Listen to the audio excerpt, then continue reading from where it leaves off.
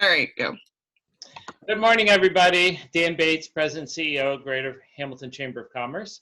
Thank you for joining us today for Coffee and Conversation. I know we have several people on Zoom, which will be able to ask questions of the speaker when he's done. And then those of you that are on Facebook Live will have to type in your questions. So, but we are thrilled you joined us. We have a really exciting program for you today. Our Google expert, Rusty Allison.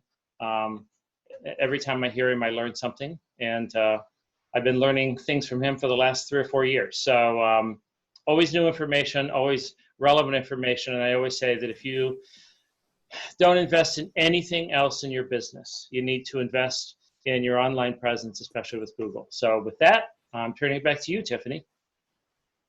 Oh, sorry. Laura, can you do a self-introduction? Sorry, I'm still navigating to Facebook Live. Okay, we can do that. So let's go around real quick, introduce yourselves, tell who you're with. I'll start. I'm Laura Merrill with the Greater Hamilton Chamber. So welcome to Ryan, our newbie for today. We appreciate you getting on. Nancy, would you like to go next? Sure, I'm Nancy O'Neill with the Greater Hamilton Chamber. And then Rusty, we'll come to you at the end since you're going to be the main person. Tammy. Tammy Walton, Finance Director at the Greater Hamilton Chamber. Lisa. Lisa Sandlin, Design and Financial Advisor with WealthWave. Judy. Judy, intern with the Greater Hamilton Chamber of Commerce. And then Anne, welcome. You're just getting on right in time. We're just doing self-introduction. So would you like to go ahead and introduce yourself real quick? Well, Anne's getting on audio yet. Ryan, you want to go ahead then? Yeah, sure. My name's Ryan Nicely, and I'm the owner of Simple Tech, LLC. All right. How you doing there, Anne? Why don't you get your audio up? Go ahead and introduce yourself. Tiffany's got us on Facebook Live. All right, Tiffany, you want to introduce yourself? I'm Tiffany Grabb, Director of Membership and Marketing with the Hamilton Chamber. And Anne is with, is it Gateway? I always forget. I should probably know better. But she's got a new facility. They're brand new members to the chamber. So we're excited to have her with us today. There she is. She's on, I think, now. You on now? All right. I crashed. Oh, no. You want to introduce yourself real quick, Anne? Sure. My name's Ann Arnett. I'm with Gateway Springs Health Campus, and we're a new senior living community coming early 2021. Awesome. Glad to have you with us today. All right, you. Rusty, we will let you take it off then. Oh, I'm kicking it off. Okay. So, well, so I had a question for you prior to our conversations. We talked a little bit about Google My Business. We also talked about the importance of businesses, particularly after this pandemic, to have a virtual presence out there on the internet. Did you guys have a particular direction you'd like to go in? I think just whatever you think is relevant for now is awesome. Okay, all right. Are you going to have a presentation you need to show? I've got some stuff that I can share over, so I can share screen when that happens. I'm going to try to keep it from being too much of a sales pitch or anything like that. So I just want to try to get as much information out there as possible. So what I'll do is let me give you some quick updates on Google My Business, maybe a couple tips and tricks moving forward. And I want to talk a little bit of, yes, sir. To interrupt you for a second. Sure. I think you should just frame the importance of, we still have members that have not claimed their Google presence. Oh, wow. Okay. Not Google pinned. And, like almost 4 years of preaching to them, but we still have people who haven't done it. So I would like you just, not spend your whole time on that, but just really kind of review how important that is, and also updating. And I think that's the other thing too, is once they pin themselves, they never look at it again. Right. So Okay. Sorry to interrupt. No, perfect. I'm much better at following directions than winging it. So good. So Google My Business, for those that don't know, anytime you do a Google search for a business, there's going to be a little card that pops up on the right-hand side of the screen with all the pertinent information about that business. That is the Google My Business profile or listing or knowledge panel. You'll hear it referred to a number of ways.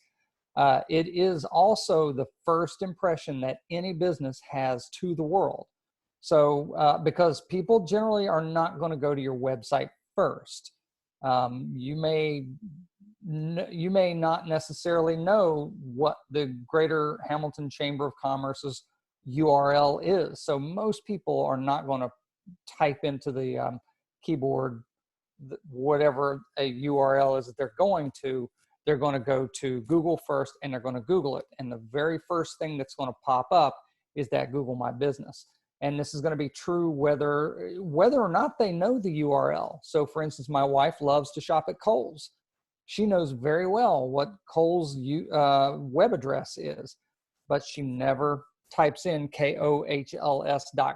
She just goes to Google and types in Kohl's, brings it up, and that's how she accesses the website.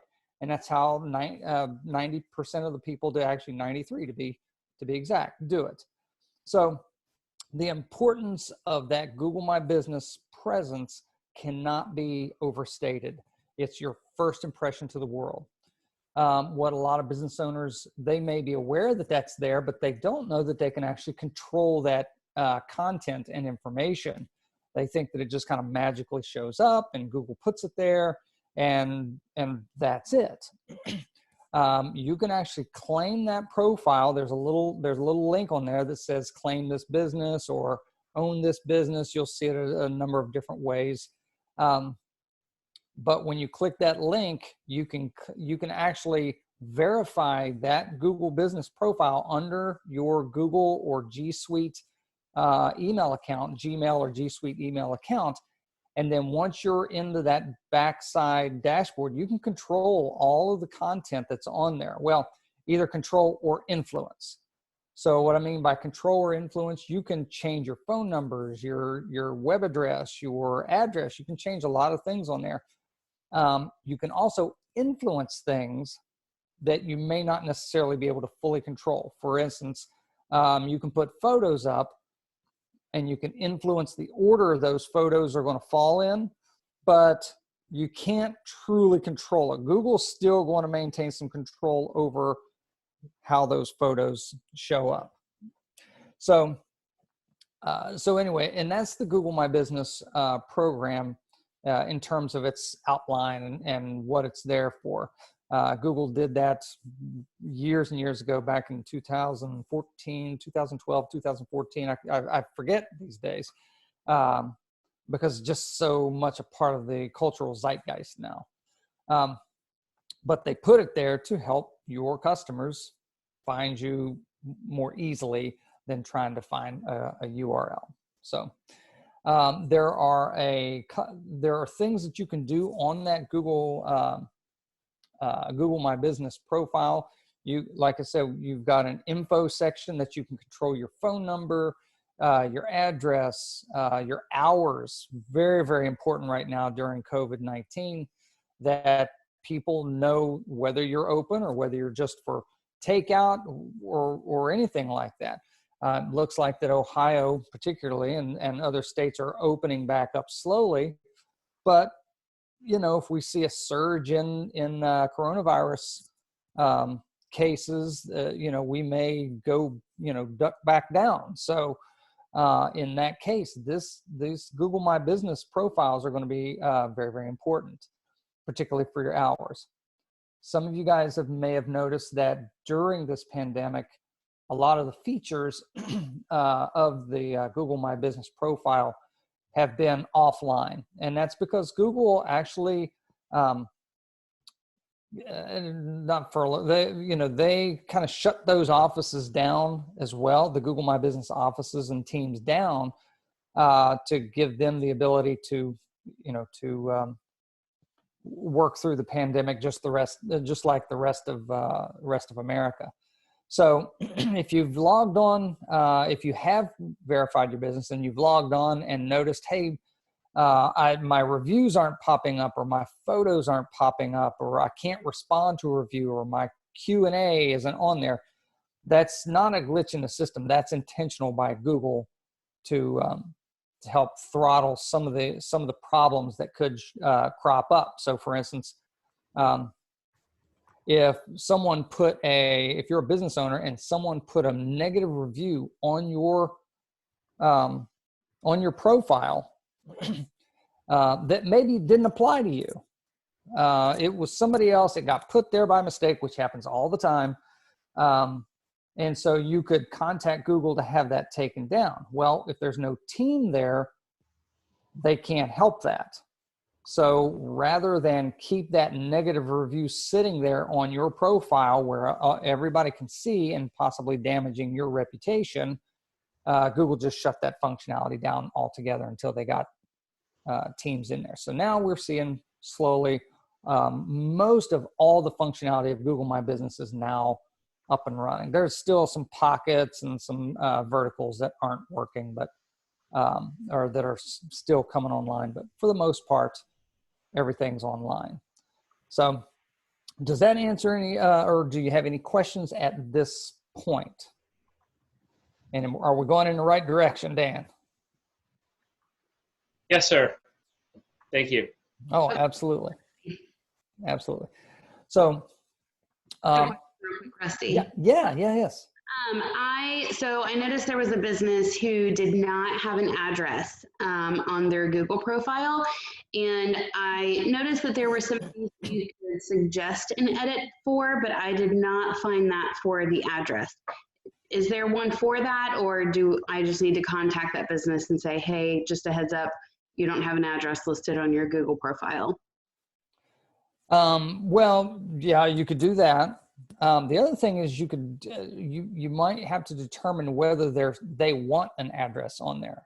So for instance, for my business, for Guideport Solutions, I'm an area business. I'm an area, like I cover an area, not a local. I work out of my home. So in that case, I hide my PIN. I'm sorry? It's a bakery. So oh, it's a bakery. Well, my sister-in-law has a bakery that she runs out of her house. So I assume it's got an address then. It does, yeah. And the suggest and edit, again, may be one of those features that were hidden. Have you checked it lately? It was last week. Last week. Try it again and see if it's there.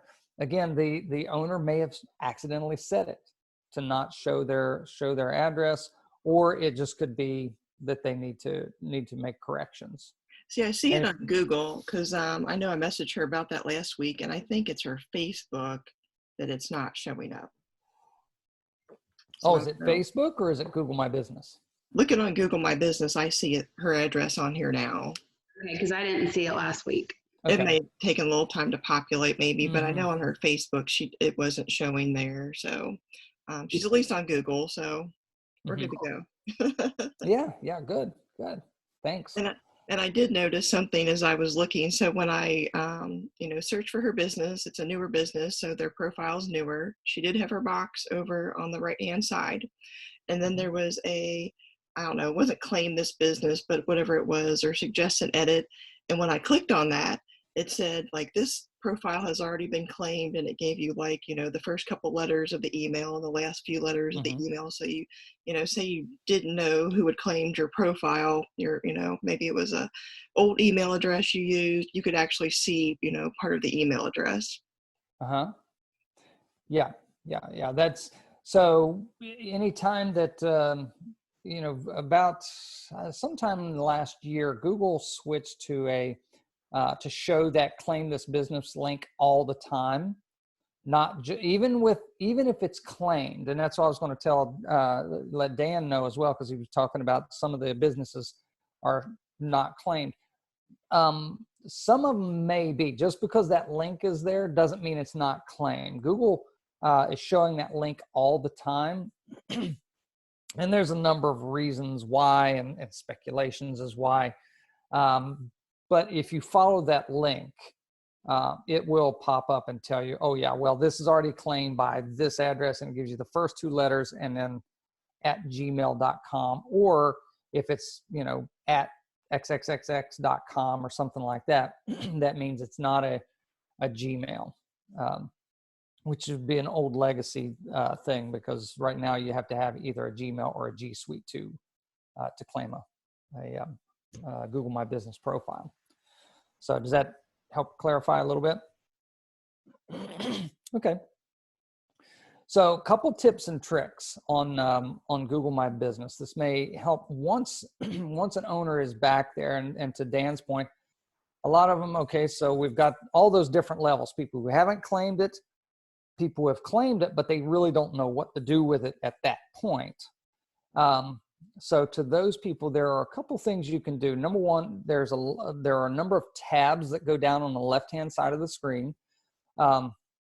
You've got info, you've got posts, you've got photos, reviews, menu, services, products. You've got lots of things that you can put out there. You can publish your products and your prices and descriptions. And Google is moving towards what's called a zero-click format, where people don't have to click into your website to get the information that they need. That's in essence what it means. So you'll see a lot of times if you ask Google a question, you'll see what's called a rich snippet pop up that gives you the answer right in the search results. Have you guys seen that? No? Go ask it a question like, hey, how old is Tom Cruise? And it will pop that answer. It's not going to just give you a bunch of links that you got to click in and out of to try to find out what that answer is. It's going to tell you what that answer. Or if you say, how many liters are in a gallon? It's going to actually pop you up the little conversion calculator that you can then put that information into to calculate that. You don't have to click in and out of different links to try to find a calculator for that. So that's all part of that zero-click direction that Google's trying to get to. So Google My Business is all part of that, which is why they're integrating so much stuff into it and trying to standardize it as much as possible. So all that said, a lot of things can move the needle in Google My Business in terms of your business and helping you rank better. Google My Business it accounts for more ranking signals than anything else in local search. I think it's last stat I looked at, of all the ranking signals that can be out there, Google My Business ranks above somewhere in the 25 to 26% range. Meaning 25 to 26% of all the things that Google looks at to rank your website falls within Google My Business, and then everything else falls. But not even your website holds that much weight. So a couple things on your Google My Business that are going to move the needle more than anything else. Reviews, which is reputation management. Photos. Those are the two things that are going to move the needle the most.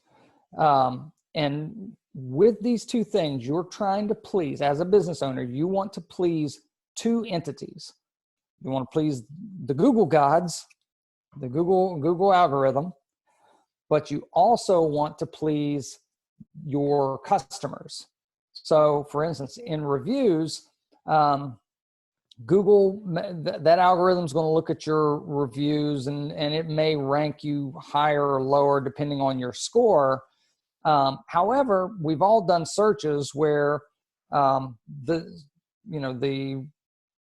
poorly rated business comes up over a highly rated business. And that generally has more to do with distance than anything else, because proximity is one of the heaviest ranking signals.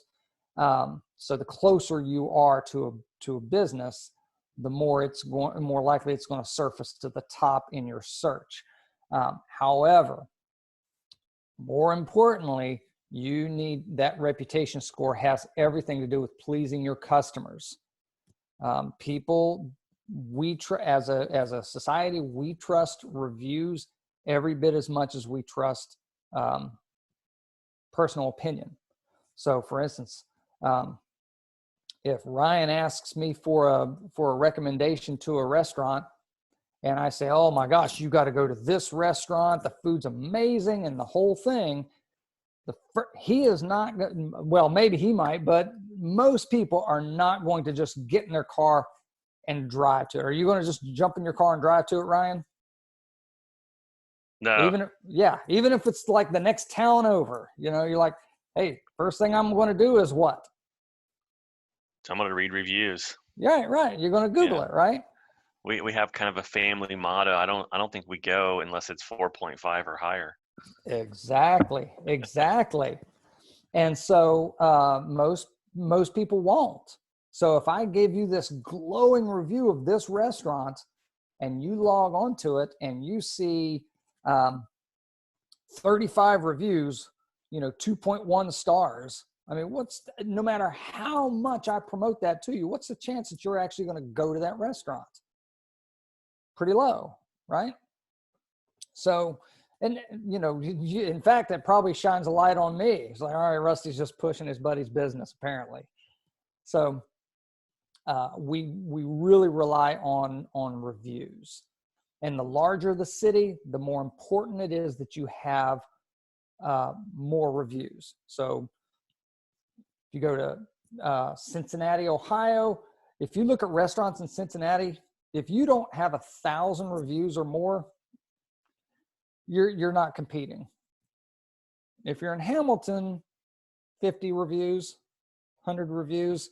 If you're a chain restaurant or like a Richard's Pizza or something, a really popular place, you may have several hundred reviews, which is really going to make you stand out. So the more reviews you have, the more you stand out. So the other, yeah. Sorry, there's a question on Facebook Live. Yes. Todd Feller asked, does Google Maps play a role in Google My Business? If yes, how? Yes, it absolutely does. And believe it or not, we did some testing out of our office. Google My Business actually touches or influences over 90 different places on the internet. And Google Maps is going to be one of those. But it primarily influences it based on proximity. Excuse me. Because Google Maps obviously is a proximity based platform where people are searching for directions and things like that. That's where Google Maps shines in terms of Google My Business. Also, when you're doing a search, if you're looking for a particular business location or a business that exists, it actually works better to search on Google Maps than it does to search just on Google Search. And the reason being is if I do a search for pizza on search, well, I'm going to get pizza restaurants, but I'm going to get pizza recipes. I'm going to get dough recipes. I'm going to get what a pizza is, where it order, the history of pizza. I'm going to get all these different types of searches because Google doesn't know exactly what I'm asking. That just knows I'm looking for pizza. Go to Google Maps and you filter out all that other stuff. Much purer search. So now I do a search for pizza on Google Maps. It's only going to give me give me pizza restaurants. So it's a much purer search form. And Todd, I don't know if that answered your question. It's, Google My Business is actually, it's a part of Google Maps and Google Search. And if that didn't answer, chime back in and we'll try to get more granular with it. Any other questions before we talk about photos? No? Okay. So next up, we're going to talk about photos. Google is really hard leaning into imagery. And they have been for a long, long time. In fact, they've got an API, it's called Cloud Vision, that they use. So Google can actually tell you what's in a photo without you even telling it. So you can remove all the meta description and all the tags and all the naming conventions and everything from a photo, upload it into Google's Cloud Vision API, and Google will tell you with pretty reasonable accuracy what's in that photo, short of it being like just a big clustery thing of like crowd or a bunch of buildings or things like that. But if you put an apple in that picture, Google, with no information, Google that algorithm will see that apple and it'll tell you that's an apple. It'll also tell you the color palette. It'll tell you lots of things. You can put a picture of Laura up on the, up in Google, and based on what Google knows about her, it may even say this is Laura Merrill and she's with the Greater Hamilton Chamber of Commerce. So it can tell a lot about what's in that photo. So how does that apply to a business? If you're a dentist, you don't have to actually, if you got a picture of a dental chair in your gallery on Google My Business, you really don't have to tell Google that that's a dental chair. Google already knows that's a dental chair.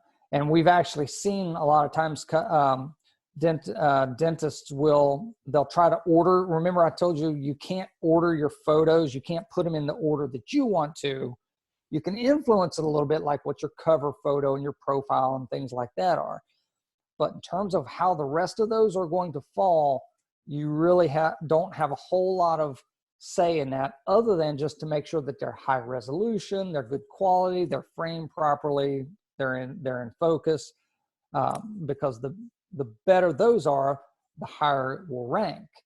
So we've had dental offices that will actually, they get upset because their profile photo keeps getting changed to a dental chair and they want other things in there. Well, the Google algorithm looks at that and says, well, you've got pictures of your lobby and a flower and then whatever this chair and this person, none of which says dental office.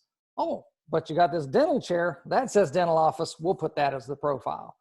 So that's why that gets influenced the way it does. So a lot of people, why can't I get my photo to rank? Well, or not to rank, but to come surface to the top.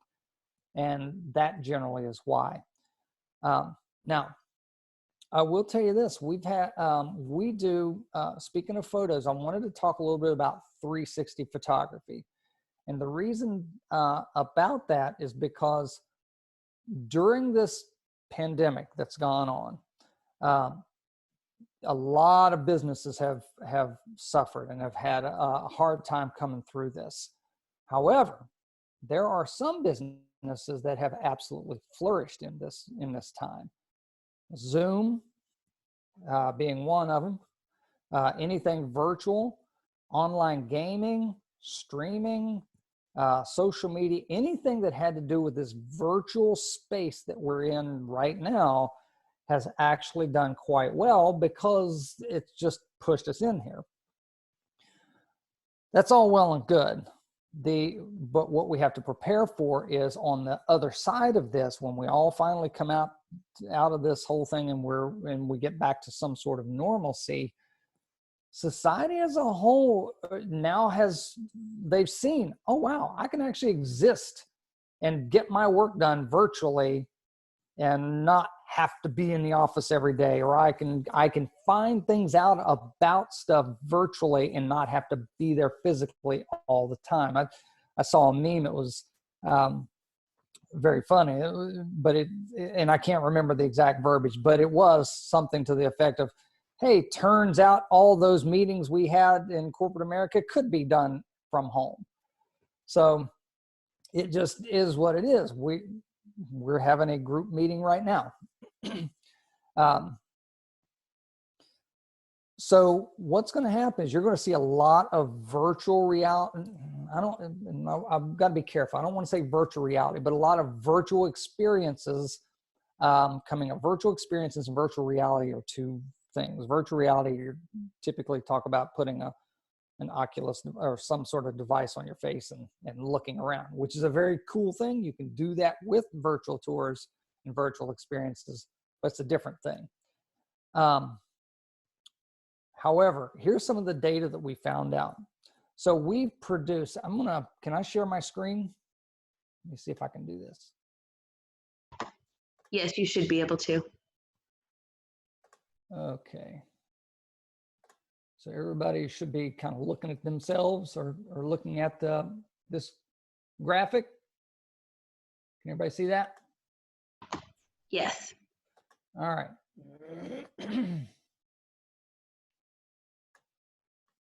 So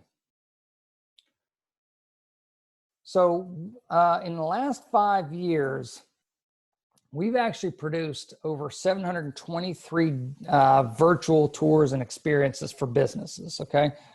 We've actually done over 1,000, but some of those are not for public consumption. They're more for bidding processes and things like that. So for instance, we did one with the, for the airport that takes a look at their baggage claim, like underneath what people can't see, where, you know, kind of like the Monsters, Inc. or the Toy Story thing where everybody's riding on the conveyor belts.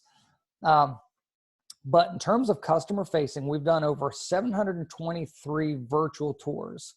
One of the things that we found out, we dug into the data, is that in 80% of the tours that we shot, Google put at least one 360-degree photo in the top 10. So in all those, out of the way, in all of those tours, 80% of the time, one of those 360s or somebody else's 360. It wasn't necessarily ours. It could have been a customer, like in the larger venues. It could have been somebody else's. But the bottom line was Google gives preference to these 360-degree photos.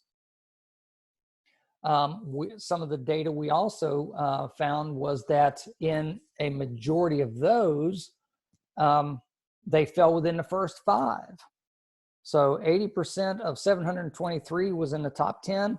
And I think the number was around 55 to 60% of the time, it was actually in the first 5 photos. So, you know, people always ask, well, what kind of photography can I put up there that's going to show off my interior, the interior of my business and things like that? Those virtual experiences are going to help tremendously. Here's some of the other data we found. So out of those 723, those virtual experiences have been viewed. We're knocking on the door of 1 billion views of those tours. So 892 million times those tours and those images have been viewed. And that's just in the past 5 years. The that virtual 360 imagery industry has been around for longer than that. This is just ours, just in the last 5 years. 172 of those have shown 1 million views. So, for instance, we did the CVG airport. That tour by itself has been viewed 52 million times. So obviously these things get a lot of traction, but what about for like smaller businesses? Well, 83% of the virtual tours and experiences that we've put up have been viewed 100,000 times. So that's the, you know, when we talk about the impact and the of these virtual experiences, that's why these are so important. Let me go ahead and stop share. All right, I'm back. Everybody see me? So that's why these virtual photos are so important. And you don't necessarily have to hire someone like me to do that. There are apps out there, there are phones, there are lenses, things like that you can go put a 360 image on your business profile that are just going to cost you whatever the app costs, or, you know, there are some lenses out there that that'll go onto your cell phone.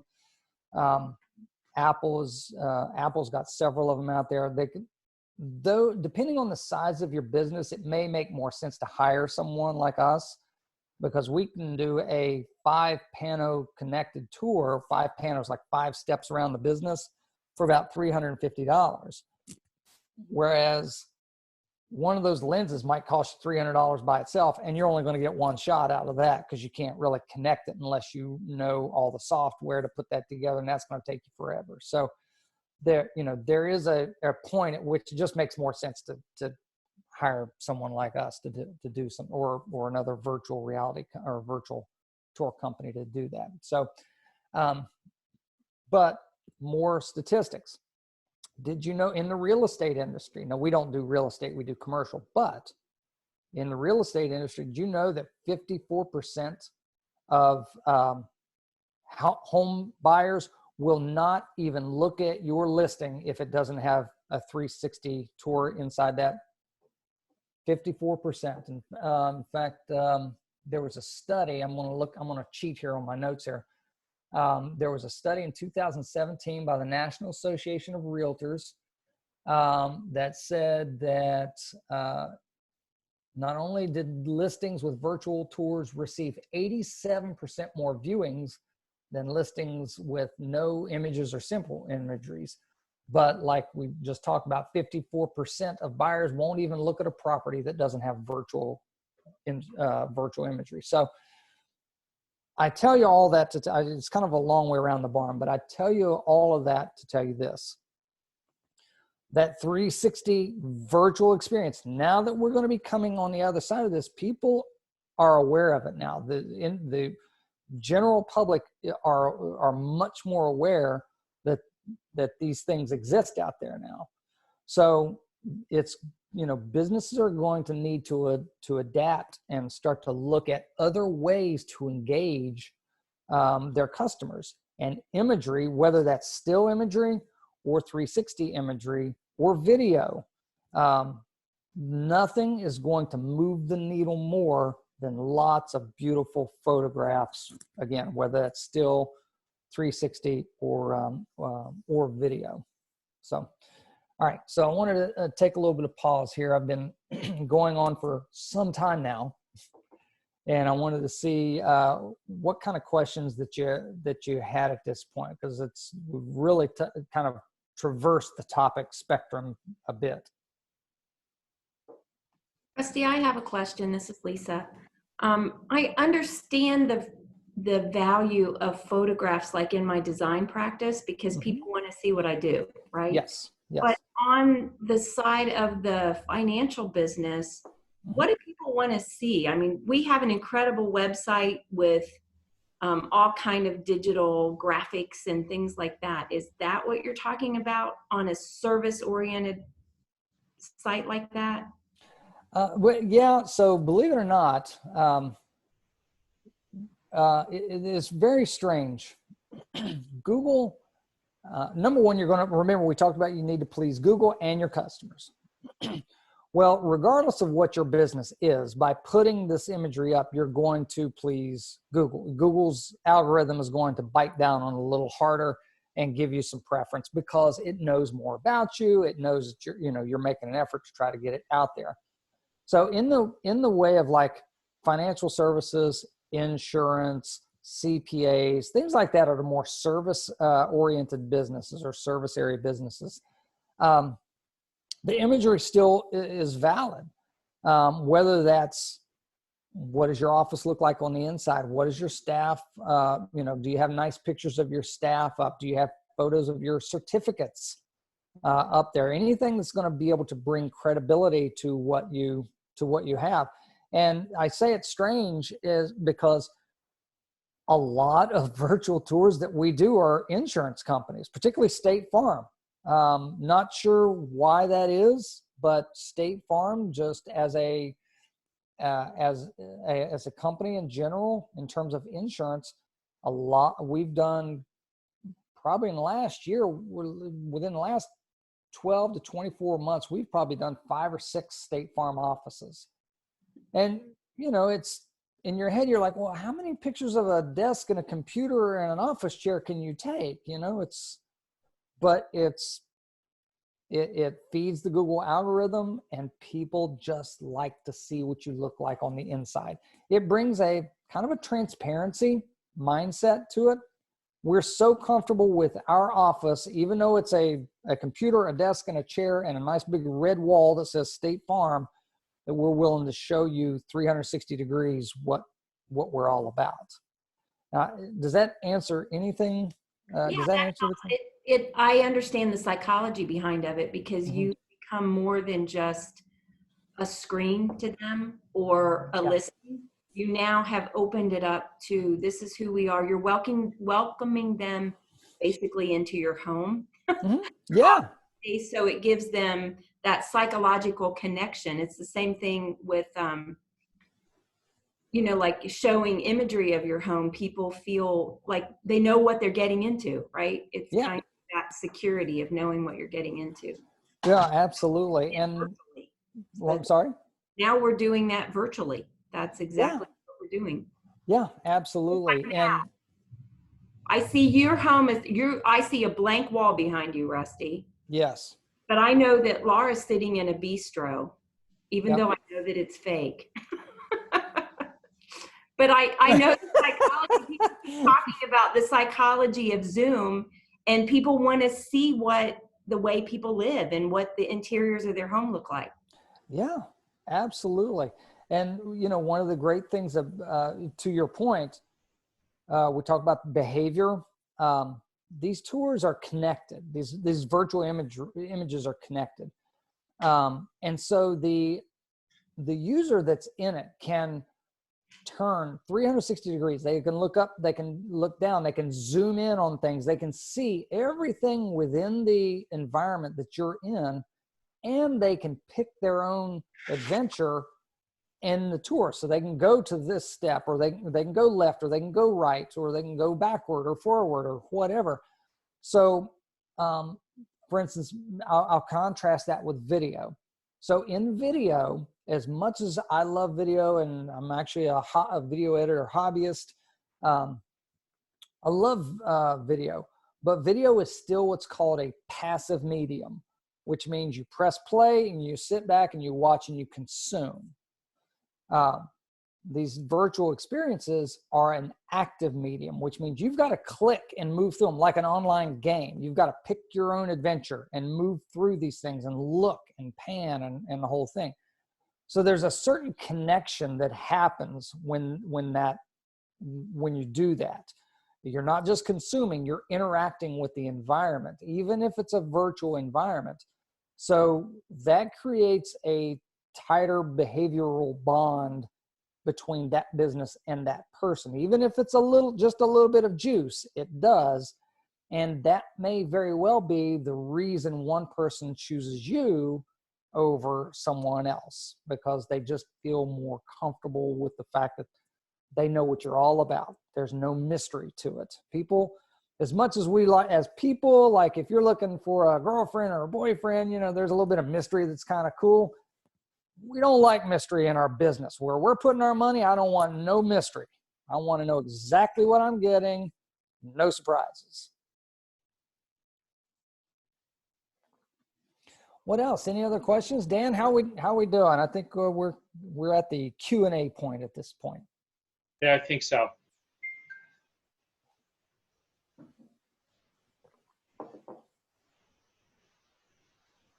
Rusty, I have a question then. Nobody else can ask one. I was going to say I have a question too. For businesses that don't want to list their address because maybe it is in their home or something like that, what options do they have? Sure. So in the Google My Business dashboard, when you set it up, it will actually ask you, do you have a physical address or you work from home? And you can set it up that way to hide your PIN. You can also go in after the fact and set it up as a physical address so that you can get your postcard that comes in to help you verify. But you can go in and hide that PIN and set up a there used to be a radius where it would just be a circle around your pin, and then they would just pull the pin out, so you'd only ever see a circle. Now you have to identify your coverage area. So for instance, you might cover Hamilton and Monroe and or all of Butler County or something like that. And Google, when you do that and you hide your pin, it draws a polygon around the area that you've identified. Or maybe it's zip codes. I mean, you could set it as the United States if you want. I don't know why you would. It doesn't really help you much, because really the Google My Business program is really designed for local businesses. It's not designed for large global strategic stuff. Does that answer? That won't negatively impact the effect of being pinned. Negatively, no, but I will tell you this: because proximity is the most influential bucket that search falls in. So you got proximity, you got relevance, and you got prominence. Those are the three buckets that all search falls in: proximity, how far you are; prominence, how prominent is your brand name; and relevance, how relevant is your business to the search query that was put in. Well, because distance or proximity is the most weighted influencer of that, businesses with pins are automatically going to be given preference over businesses without pins. Without pins, they're called service area businesses. And they're, nothing wrong with them, but they're, I'm a service area business, but I don't rank above some of my competitors who have actual businesses.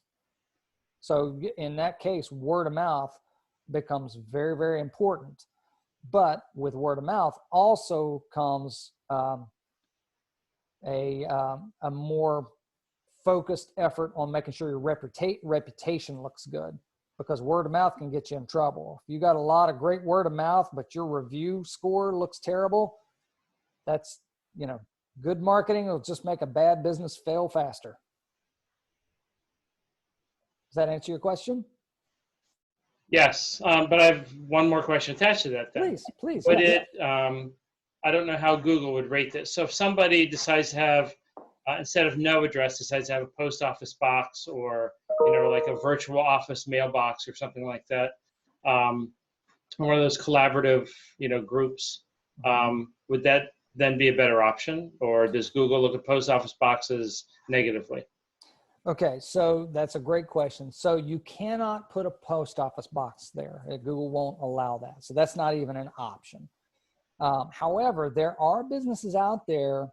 I don't think UPS does it anymore, but they were pretty notorious for kind of promoting that you could just use one of our boxes and use our address and call it a suite. And that's where, you could pin that to. Google has since kind of caught on to that. So you can, if you are a virtual business, let's say you're an Amazon seller or an eBay seller, you don't actually meet your customers. You just shuffle product from A to B. You actually don't qualify for a Google My Business. No matter whether you work out of your home, no matter what you do, if you are not either bringing customers into your own office or you are not making sales calls, you don't qualify. So what Google has done is they've kind of redefined that whole virtual thing. So if you go into the information that Google's published, you actually, not only do you have to have an actual office there, but you have to have staff. You have to have at least a receptionist there to entertain clients. So a lot of companies, they'll say, oh, well, we've got an office in Middletown, so we're gonna put a pin in Middletown as that's our office, okay? Now, we don't necessarily have, that's just for appointment only, okay? That does not qualify for a Google My Business pin, technically speaking. That doesn't mean Google's not gonna let it fly. You can slip a lot of things past the goalie, but if you're caught, then Google can either suspend it or eliminate it altogether. Does that answer the question? Yeah, I'm just thinking of, businesses like a landscape business, for instance, that are, very much a service business. A lot of them operate out of their home or a garage or something like that. So it's kind of a challenge for them then, because they may not have an official office, and they could have a booming business. And, we have a member like that has multiple locations where they store equipment, but none of them are really an office where there's staff, and all the billing is done out of his home. So. Right. Yeah, in that case, it's called a service area business. You can't, if all they're doing is storing equipment, that doesn't really qualify for a Google business profile. Although warehouses do, but that's a whole different conversation. So yeah, at that point, he's just a service area business, and it can be a struggle. A lot of people have complained that, service area businesses just don't rank as well as pinned businesses, but, unfortunately we don't make the rules. I wish we did. Not how I would have done it. I would have made it, a little bit more equal, but play on the field that they give us. I have a question. Actually, maybe two. Okay. So the first one is, how often should someone post content to their Google My Business page, and what value is there? And then the other piece is in regards to the service-based business. Like I know someone who is, after me preaching for many, many years about reviews and Google My Business, and you need to do this, he is a service-based business, and what he did is, and I think this is probably borderline okay, but he essentially created 3 different listings in different parts of the city and areas that he services, and was able to get, like somebody's address that he knew that lived in that area, and got the postcard verification and all of that. But now he ranks in those different areas as a service-based business, and he's driving, 50, 60, 70, over 100 reviews to each of those. And he's getting the reviews on site when he does the service with the customer right there before he leaves. And he's found a lot of success with that. But I think that's a little nefarious, and I think Google will eventually figure that out, and it might hurt him more. Yeah. So to that point, we'll go back to the first one. So Yeah. let me answer that one first. Yeah, he's kind of slipping one past the goalie there. He may never get caught. There are businesses that have been operating like that for years. Here's the damage that can happen if he does get caught. Okay. That the account that Google finds will probably get what's called a hard suspension. So there's 2 suspensions you can get: a soft suspension, which essentially it disallows you to make any changes to your Google business profile. So you can go in and put lots of photos, get lots of reviews, and nothing's going to change. Okay, you just get suspended. A hard suspension, Google will remove that profile, never to be seen again. All those reviews, all the work, all the money, all the time that he put in to drive all that stuff vanishes. So, and we've seen that happen. We've seen car dealerships that will put an iPad in the showroom, and before the customer leaves after their car purchase, they were encouraged to go and put a review. Well, Google can see that all those reviews are coming from the same IP address, and that's disallowed. And this car, they had hundreds of reviews, and they gone in an instant, 24 hours, every single one of them. So, and to some businesses, it's worth it. They're like, well, great, my name's out there. I don't care if it goes away now. Everybody knows me, and it's kind of, that's how you play ball, I guess. I agree with you. I think it says a lot about how somebody does business, for one, but if you do get caught, you're ultimately going to get penalized for it. So whether you care about that or not is another conversation. But I think something you said earlier really kind of hit home is you need to design for Google and also for your customer. Yeah. And do what is right for your customer and do it within the boundaries of what Google expects, and you'll be rewarded for it. Right? I mean, I see so many people that try to circumvent that system with, whatever the buzzword of the day is. But yeah. And Google's even publicly said, please your customers first. When you please your customers and put them as a priority, you're almost always going to please Google. Right. Almost always. So there's a hierarchy to how you do business. All right. And how about the content question? Sorry, I was rambling. Sure. No. That's all right. So there's content that you can put out on your Google My Business in the form of posts and photos in general. Now you can update stuff like menu, like if you got some new sandwich that you're putting online, you can put that in menus and things like that. But posts and photos are generally what is most published. Once a week is a good benchmark. So put up one new post every week, put up one new photo once a week.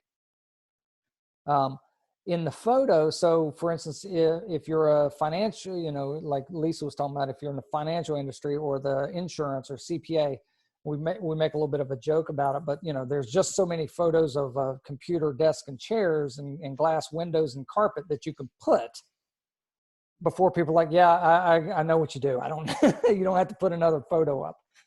However, you will see in your gallery and your dashboard the photos that are the most popular. So you want to continue to upload new content and photos, and in the least popular photo that you have, take it down so that you're constantly refreshing that data, because it's kind of like you're triggering that Google algorithm to say, hey, we've got new content, look at me. But posts are probably going to be one of your best bets as well. So post is basically like a post on Facebook, except for it goes on to Google. And some posts actually get put into the search feed, depending on what it is, whether, like if it's a product and someone's doing because you can do a product post. If someone does a search for that your post may even show up in the search feed. So Google's constantly tinkering with this stuff. So bottom line, once a week, put a new post and or new photo up. Does that answer your question? Yeah. No, I was just curious to what the cadence should be. I know I don't get a ton of engagement there, but I do it simply to put the content there so Google can see it. Yeah. Yeah, the posts, when posts first came out a few years ago, the post landed at the very top of that Google profile, and there was a ton of engagement, an absolute massive amount of engagement. Well, I think they didn't say this, but based on what I know, or based on what I think I know, I think that engagement pulled away business from the Google ads that were right at the top of the page. Because why would I spend money in an ad when I can put a post for free and get the same type of engagement? So all of a sudden Google starts losing money out of those ads because everyone's just posting. So I think Google moved it to the bottom of that profile to force more value back into their ads revenue. I don't know that. That is pure speculation, but I just don't know of any other logical reason why you would take a feature with so much engagement for a customer from the top to the bottom. It just doesn't make any sense outside of it must have been hurting something else. Gotcha. Rusty, I have a question from Byron on Facebook. He's at the Benison. I don't know if you know that they've added a co-working space. I do. Byron and I talk, yeah. So he said starting June 1st, the Benison will offer virtual memberships for a business address. Does that work for service businesses and their need for a pinned location? Only if they can be there on an ongoing basis. So for instance, if they're just renting the space for like an hour a day, so to speak, That's that's going to be coloring a little outside the lines. That's not to say that you can't do it, but that may be one of those, slipping one past the goalie. All that being said, there's not like a Google police that are, they're going around looking at this stuff. It's all what they can see online virtually. It would just depend on how that business model works. If, like I said, if someone's just renting space but no one's ever there, then yeah, Google would not. If Google knew, they wouldn't let that fly. But as long as someone is there, if I came over and I rented that space, but that's my working space, that's where I'm going to go every single day, and my customers can come to see me right there in that office, then that should be fine. Hey, Byron, does that answer your question? I think Byron and I are supposed to talk this week too. Cool. Okay, any other questions? We're at a little bit after 10 now. No? No. Well, thank you so much, Rusty. Thank you guys for inviting me. Yeah, and then I know we're working on another seminar with you, correct, Laura? Are we setting that up? We can. With him. Yeah, I thought we talked about that last week. So, and then we'll have coffee and conversation again next week at Tuesday at 9 a.m. So you can register for that at hamilton-ohio.com. And thanks again, Rusty. Thank you guys for logging on. Hopefully we'll see you next week. Absolutely. Thanks, guys. Thanks all. Bye. Thanks.